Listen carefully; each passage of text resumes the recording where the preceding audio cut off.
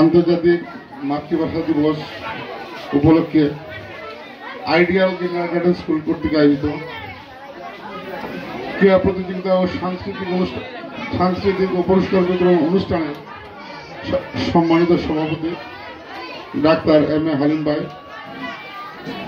প্রধান অতিথি হিসেবে উপস্থিত রয়েছেন ৩ নং পূর্ব জাফলং ইউনিয়নের স্বনামধন্য চেয়ারম্যান জনাব রফিকুল ইসলাম ভাই।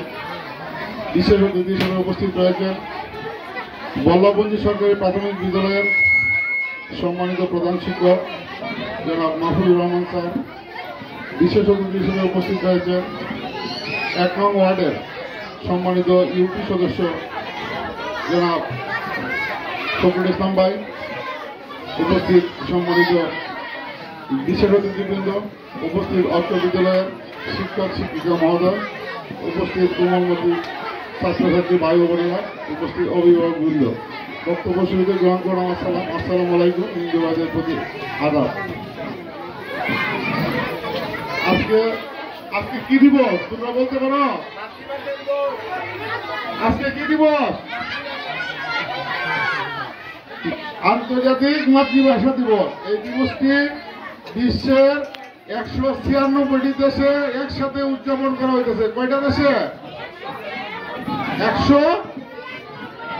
১৯৬টি দেশে একসাথে উদযাপিত হচ্ছে। ১৯৫২ সালের এই দিনে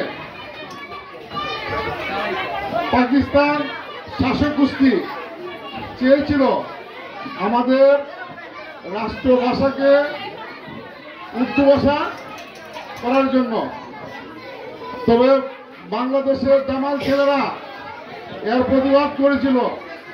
১৯৫২ সালে ২১শে ফেব্রুয়ারি ১৪৪ দ্বারা ভঙ্গ করে বুকে তাজা রক্ত বিলিয়ে দিয়ে আমাদের মায়ের ভাষাকে তারা ফিরিয়ে এনেছে।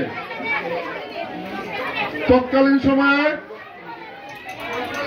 বাংলা ভাষার মর্যাদা প্রতিষ্ঠার লড়াই এগিয়ে আসেন জাতির পিতা বঙ্গবন্ধু শেখ মুজিবুর রহমান।